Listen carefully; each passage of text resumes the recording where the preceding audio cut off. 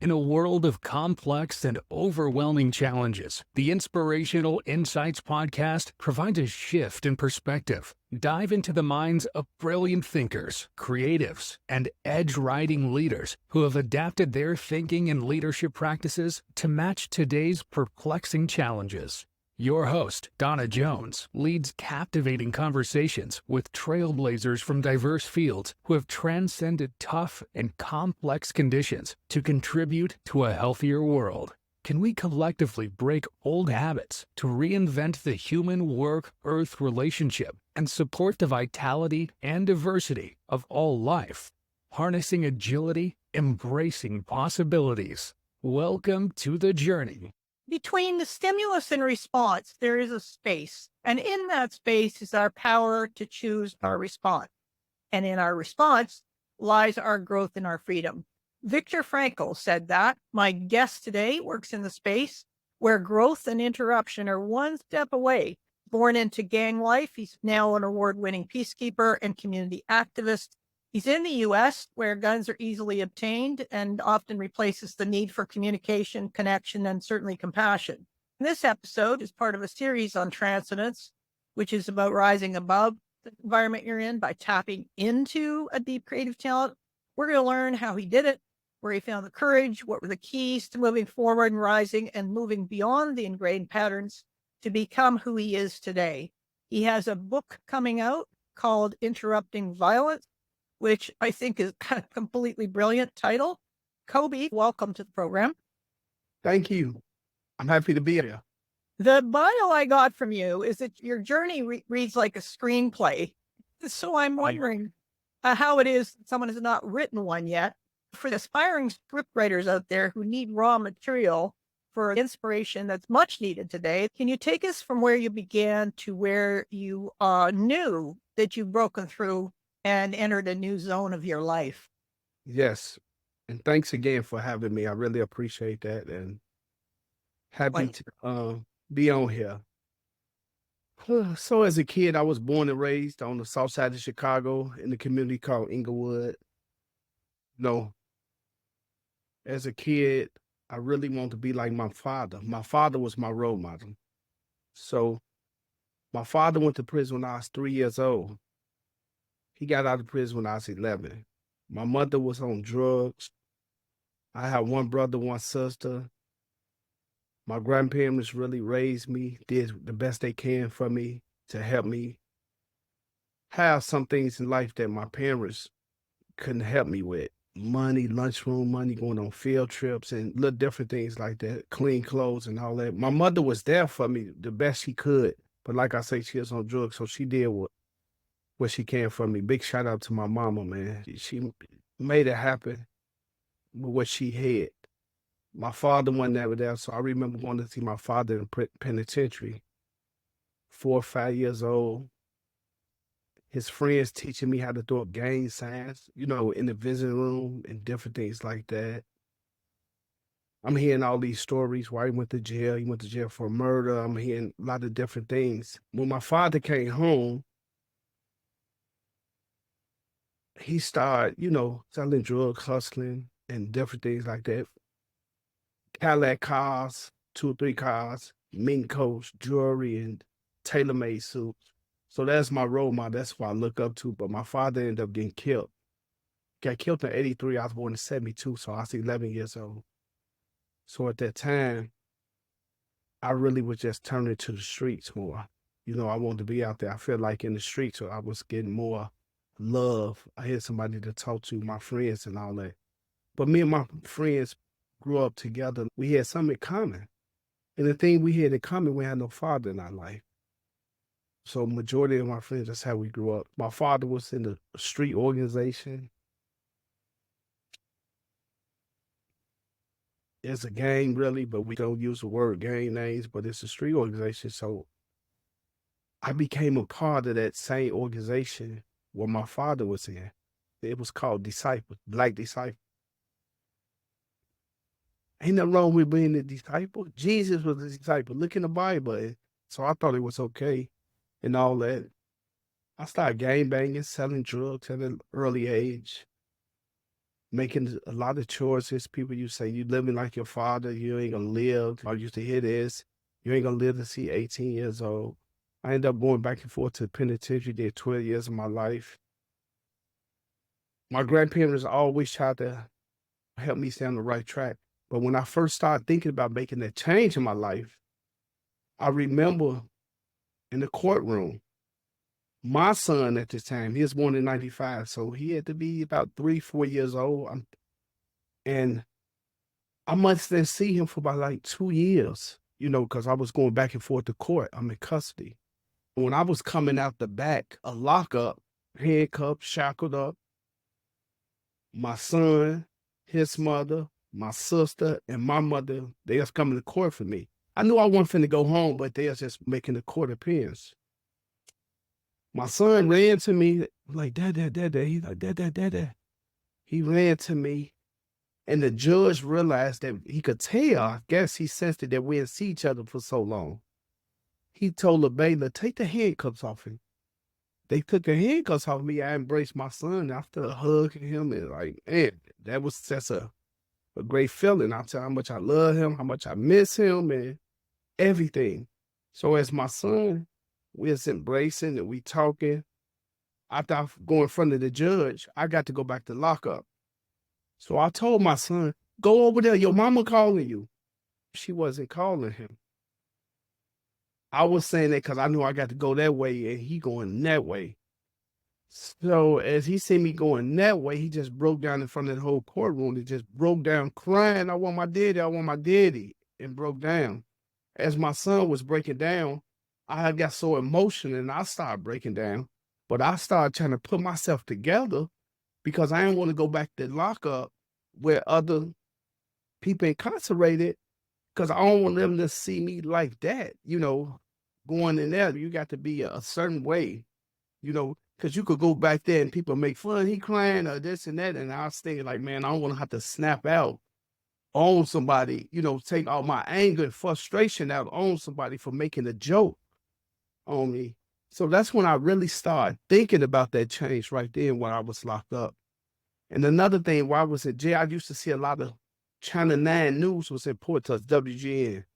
So we seeing the community in jail, and that's like mandatory. At 9 o'clock, you don't be glued because it make you feel closer to home, the community.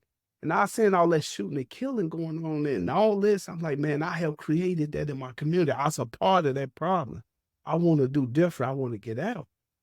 So as I get out, I'm still trying to find my way. But the street organization I come from, the founder of the group had just come home for 28 years. He is the founder of the street organization I was a part. He said, man, Cobe, you got to do something different. Man, you got to do something different. So he introduced me at the time to Ceasefire. It was called Ceasefire now, then, but it's Cure Violence Global now. We changed our name. But when he introduced me that, I just started doing the work. I was a violence interrupter. My job was to mediate conflict, stop people from shooting and killing each other like a fireman. It's a building burning down, it's blazing. Who put out the flame? The fireman. That was my job every day in the community. So I continued doing that, saving a lot of life, making a lot of difference in people's life. Then I became a trainer. Now I'm the director of the U.S. programming for Cure Violence Global. So I travel all over the world to help set up programs in Africa, Trinidad, New York, Baltimore. We did something in Canada, Nova Scotia. And now I'm continuing doing that. And I got a book coming out now about my life story. I want to inspire other people to be a part of this, interrupting violence. I do a lot with my buddy, the NBA player named Joakim Noah. He used to play with the Chicago Bulls. I'm the co-founder of One City. We call it One City because we unite the whole city with 28 violence prevention groups, bringing young people together, 16 to 25, who are working with these organizations to play basketball. And we pay everybody $50. Coordinators get paid. Assistant coaches get paid. But before they even get that, we send them through workshops, family literacy and different things like that. We try to educate. So we all about changing mindset, meeting people where they are without judging them and really getting to know people. Wow, what an accomplishment. There's so many questions. So let me start with, how old is your son now? So my son now is 28 years old. And how does he feel about what you've done, what you've accomplished? Man, my son is so happy, man. He is so happy right now. And I remember his times where he used to say, Dad, I won't never do this and do that because I know what you went through. You know what I'm saying? He talked to me like that. So me and my son, matter of fact, Monday, this book come out July the 2nd. I've been getting the word out and going to different places. I'm going to the White House Monday. And my son coming along with me too. Wow. So you broke a pattern in the generational multi-path. You broke a pattern. What was it that enabled you to stay above the pattern, if not to fall back into it? Because it's pretty easy to do that. Exactly. It is. And when I first started making that change, you know how you want to do right, but it's people around you. And I'm like, man, how they gonna see me now? If they don't see me as the old Cobe. So I stayed true to myself. And I knew this was important to me also. But sometimes it's hard. It ain't no easy task and all that. That's why it's important to be around the right people, to have the right people in your ear, the right people talking to you, and the people that you know really want to see you make that change. Because I ain't want to be a person with like having one foot in, one foot out, right? I want to be already committed to this. It's times early on I was tested, you know, like something happens to somebody close to you. So at any time you could go left and all that. But I started thinking more because my wife was very supportive of me. Because my wife already had 3 kids before we got married and helping with their homework and all that our work. Because it was hard for me not finding a job. Because it's difficult. You got a class X, you've been locked up, nobody want to give you an opportunity. So that piece was so hard. And I'm like, man, but I had my mind made up. I say, I'd rather be out here broke than being back locked up. I don't want to go back there. And I want to show people that you can change.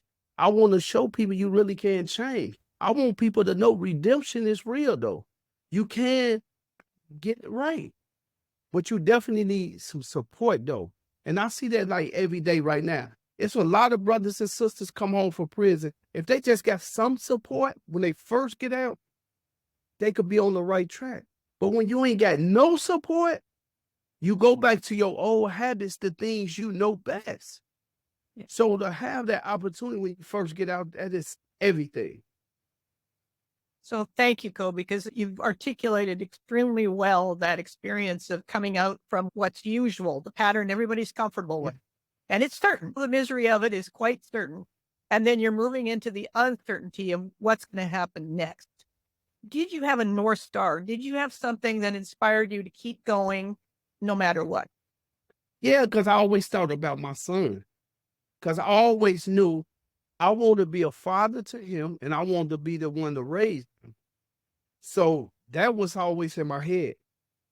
I was always listening to my grandmother, my grandfather. I was still listening to my mother, but even the founder of the group who introduced me this, Mr. Freeman, Shorty Jerome Freeman, he's like, Cole, we need to do something else. So he started teaching me so much. He is like a mentor to me, like an uncle to me and all that. The work I'm doing, is so many people tell me, Cobe, you supposed to be doing this because this is you. Regardless of what I was doing in the past, but I always used to try to bring people to the table, but man, let's sit down and work this out, man. Let's try to make some sense out of this. There's a lot of voices coming at you when you're moving through something like that, and not all of them are helpful. How do you deal with the ones that were working against your ability to move through this and to go to higher ground? I mean, a lot of times I deal with that because I look at what situations they are in, though, right? You know, how they move and how they acting. Well, hey, man, sometimes you just got to make sense out of this. You know, you got to make sense out of these situations. And you got to be able to just say, man, bro, it ain't worth it, bro. Bro, your kids need you.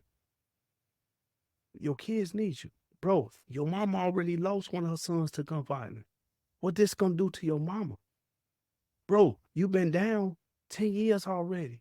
Another 10 years, you can't do that. You the one just was telling me, and this how I talk to him, you the one was just telling me when you was locked up, you ain't had nobody in the corner. So if you go back, what's gonna happen?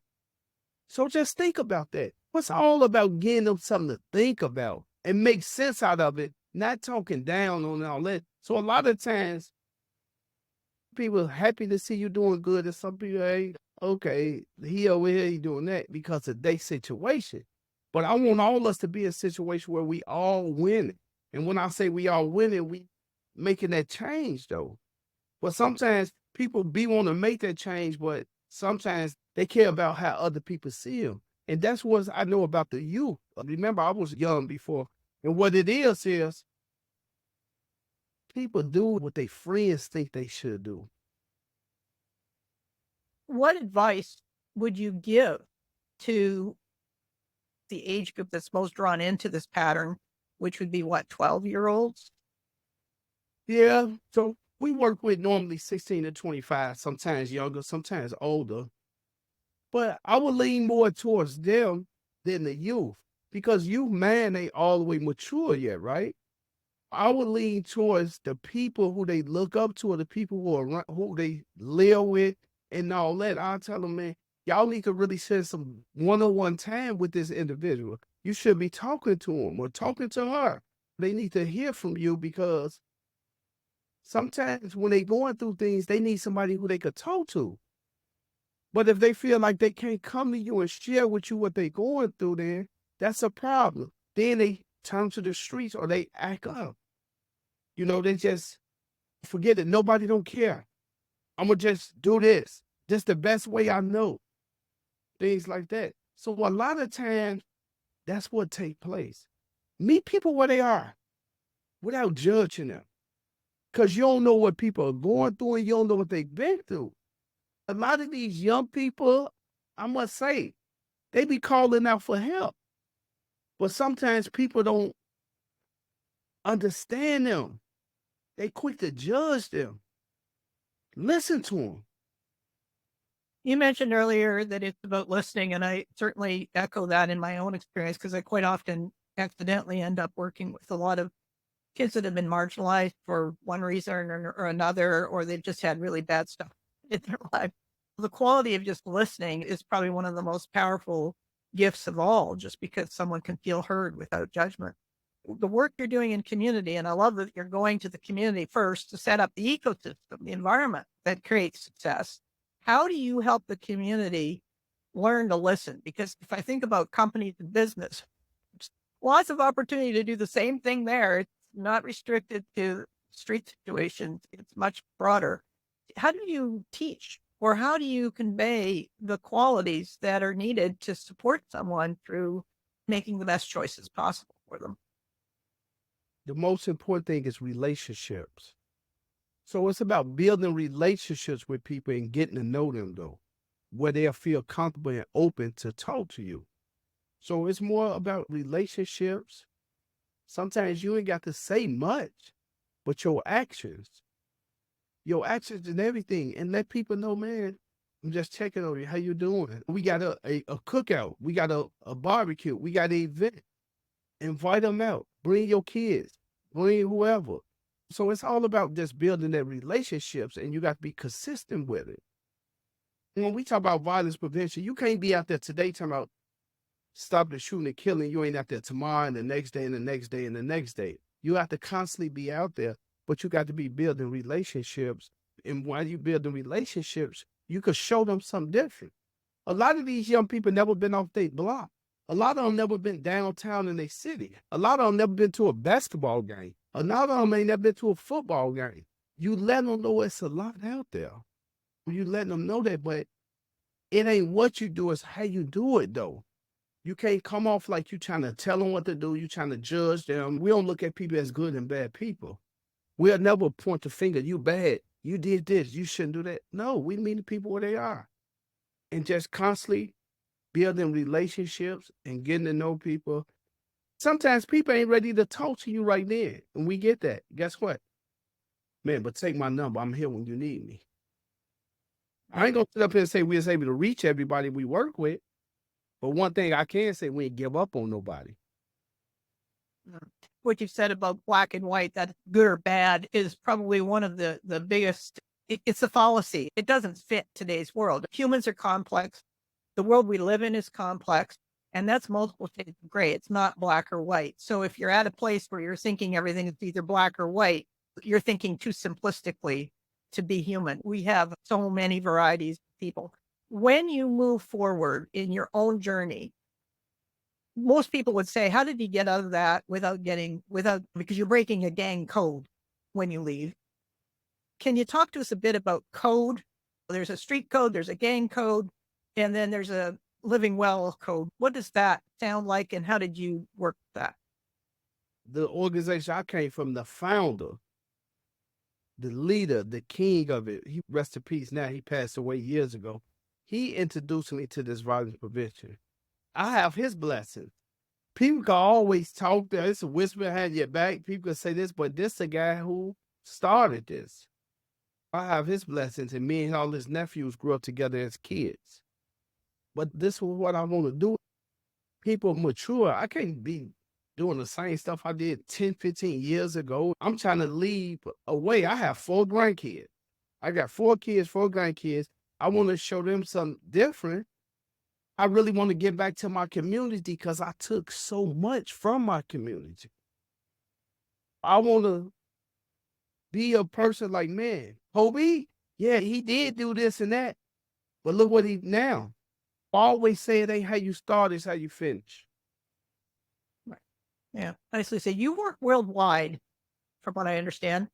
What have you seen being different in terms of different cultures? Because your nation is known for random violence. When you've traveled, does humanity have different flavors and shapes that changes the process that you've been working with? Or do you see common threads that unite us right across the world?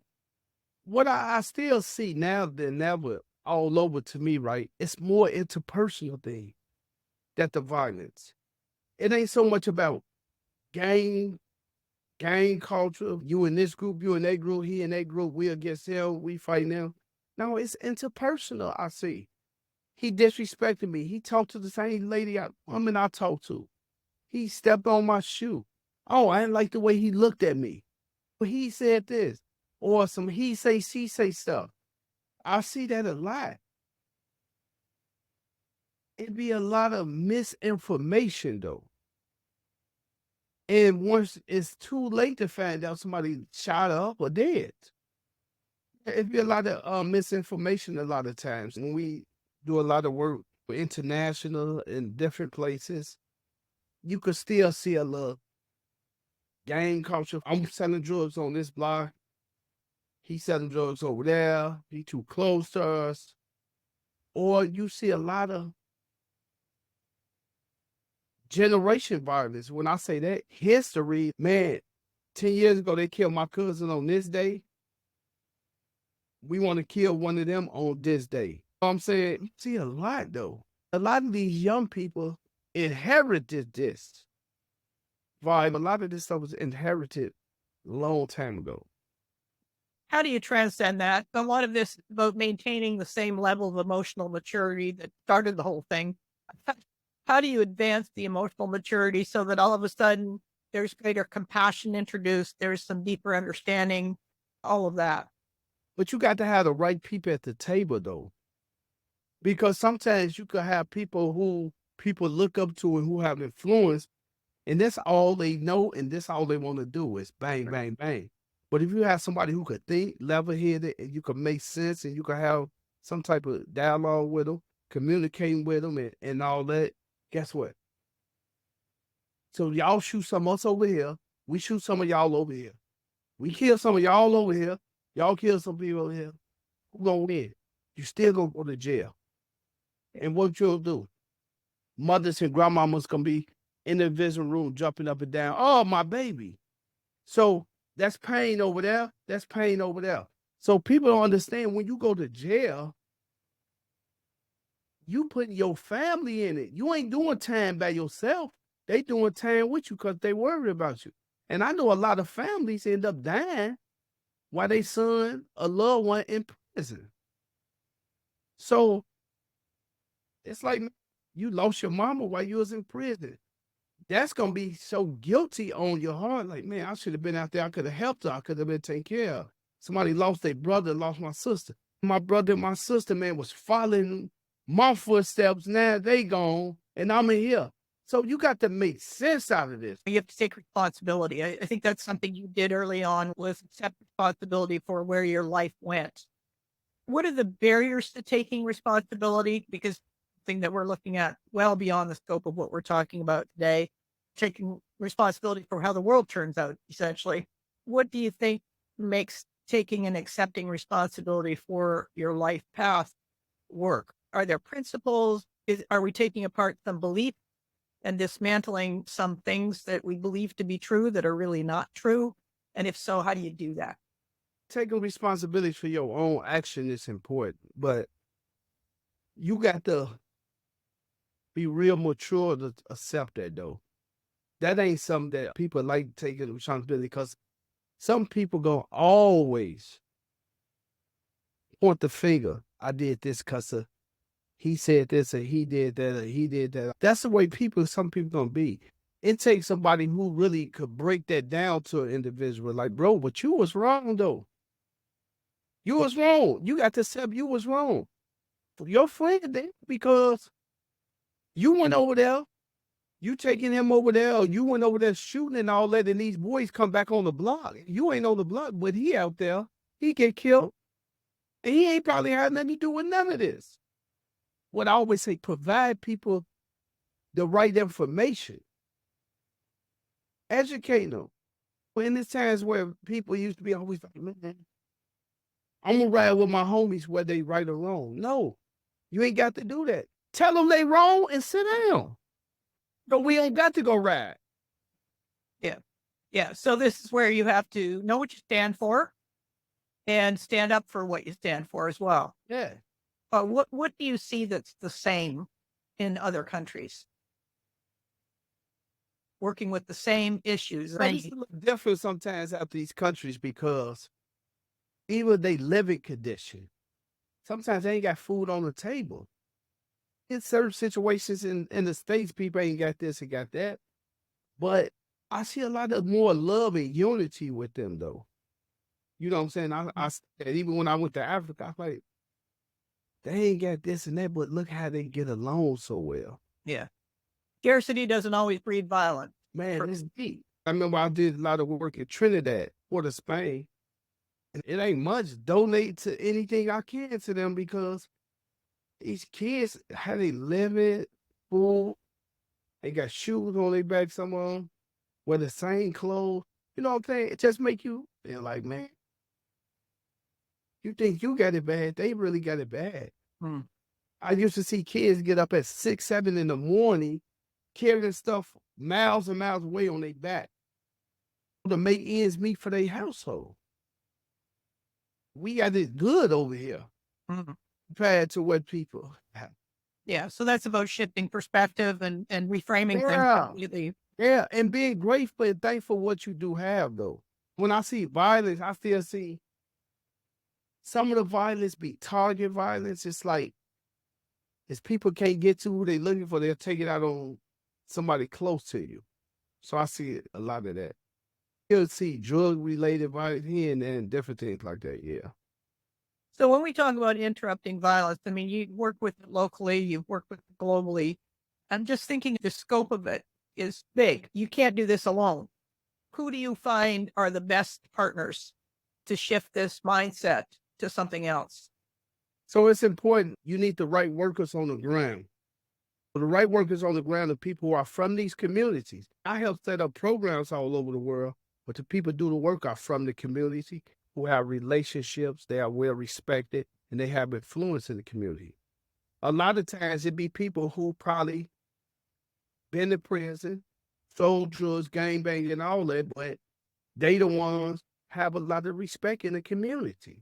Hiring the right people is important, and having the right community organization who to host the program to oversee it. You got to have the right agency, because sometimes you can have the right workers, but don't have the right organization. Some organizations might just want the money, but do they really care about the people? It's all about credibility and your reputation and all that. It's a lot going to that when you talking about having the right people, though.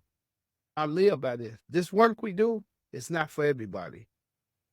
Do you think that in order to do this work, you have to have been through it yourself? No, I tell people my mindset when we first started. Now, we hire so many people to do this work, but you want different people to do this work, different skill set. You want people who, it's so much about who have relationships, who are committed to this, who know their community, who know how to approach individuals, who know how to listen to individuals. I know that sometimes it could be a mail lady, it could be a football coach, it could be whoever, but it's all about the relationships, though. Early on, I used to think, oh, this just for us, people who've been banging all their life or been in prison. That's what I used to think. But now it's a big difference. Then you want people who bring a different skill set. I Right. need people who know how to think because you credible, right? I need you to be suitable, though.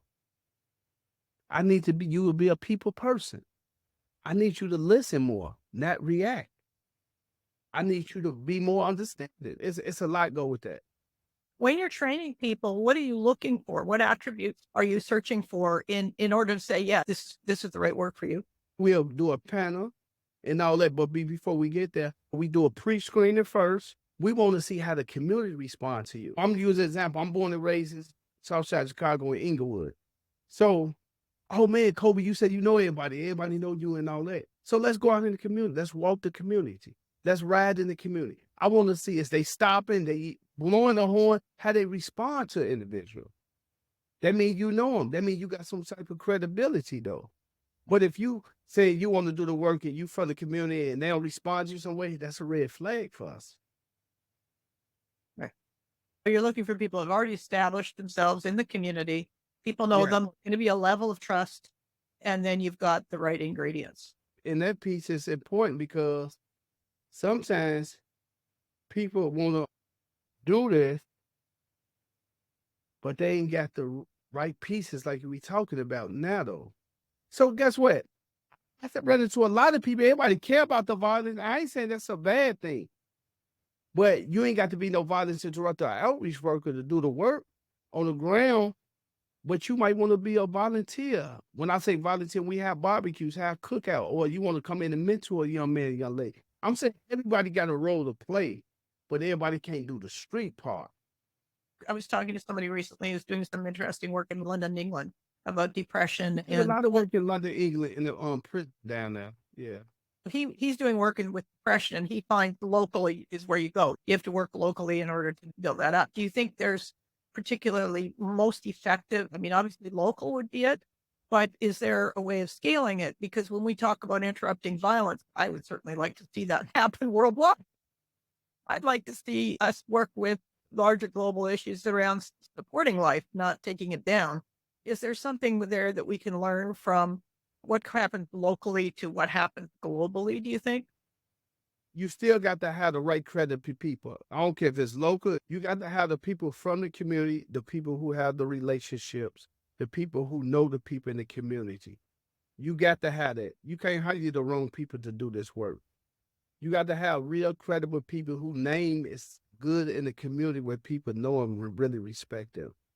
That's a no-brainer for everywhere, where locally or global. You got to have that. Goes back to that. Yes, you got to have that because it's all about the relationships. I hear people always say, man, I know everybody. That's good. But knowing everybody is one thing, but do they respect you is something else. Yeah. So what's the quality of the relationship? Yeah. I'm also thinking of when I was doing at the Global Challenges Foundation in 2018, I met somebody who was doing some really interesting work in Africa. And the point there was, where do we have some terrorist cells building up? The local signal was that this empty shed that no one's paying attention to was starting to be visited more often, and there were guns being put in there. And so that would have been the early signal that something's brewing in this area and it's going to blow up. The question is, or the opportunity is, how can we put something in place to set out that early warning signal so that we're not waiting until after it's happened and you're cleaning up bodies, but you're catching it in the early stages and redirecting into something more constructive. Is there a parallel in the work you're doing that you would see just in terms of if we catch things early, we can change character and quality in the health communities. Right. So that's our main thing. We really focus on stopping shooting and killing on the front end before it happened. But once it happened, we try to stop retaliation. Because usually every time somebody gets shot or killed, it's more shooting and killing coming behind this or that individual. So we try to focus on stopping on the front end, and we focus on changing mindset and behavior, though. That's most important. We want brothers and sisters just to understand, just because you have a disagreement, you ain't got to shoot and kill each other. So the main focus is stop it before it happens. Yeah, great. And that's the way we stop. That's why we talk about identify and detect. We know what's going on in the community. People reach out to us. We in the community. We monitor hotspots, gas stations, liquor stores where people might hang out. And we got a lot of personal contacts let us know what's going on. That's exactly the local version of what was going on in African villages, where they're noticing, hey, this is a kind of pattern of behavior that tells us something is brewing. And of course, nobody wants to have that kind of violence erupt in their backyard because families get torn apart and not things happen. You mentioned in your TED talk about violence being a disease, unless I misunderstood. So correct me. Tell us about the difference between it being disease versus bad behavior. No, because we always look at it. So our model came for Dr. Gary Sluggan.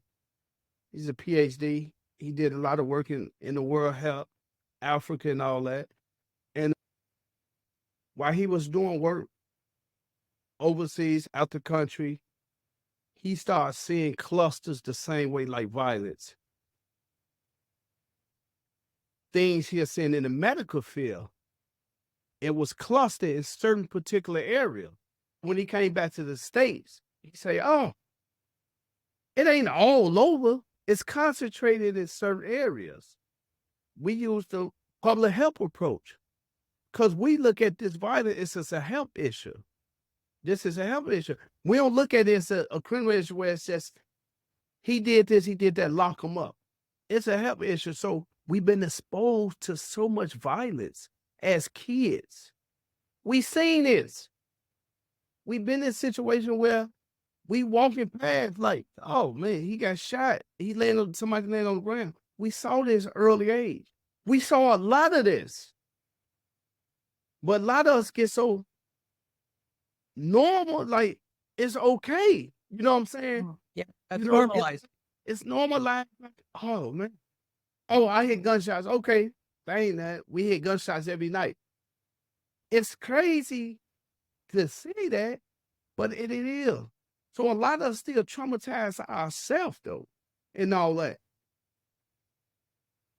Somebody showed me a video where somebody was in Philadelphia. It's some years ago, and they blew his brain. They shot him up bad. It's a video. It didn't move me though. I looked at it, like, but so somebody else can't believe it. But I ain't get moved. That's not right. What you've just introduced there is emotional awareness, being aware of where you're at, what's your emotional state. If you're numb, you want to be working. And if you can really still appreciate and feel and connect, you can do something. That's what strikes me. You know, if you're feeling numb to it.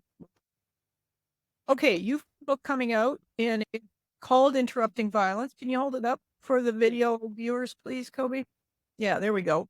They're very appropriate colors for the topic, I must say. What will people find in it? I want you to give us the main reason why people would pick this up and use it to do things differently in our world today. Yes. So I think what people find in it, redemption is real.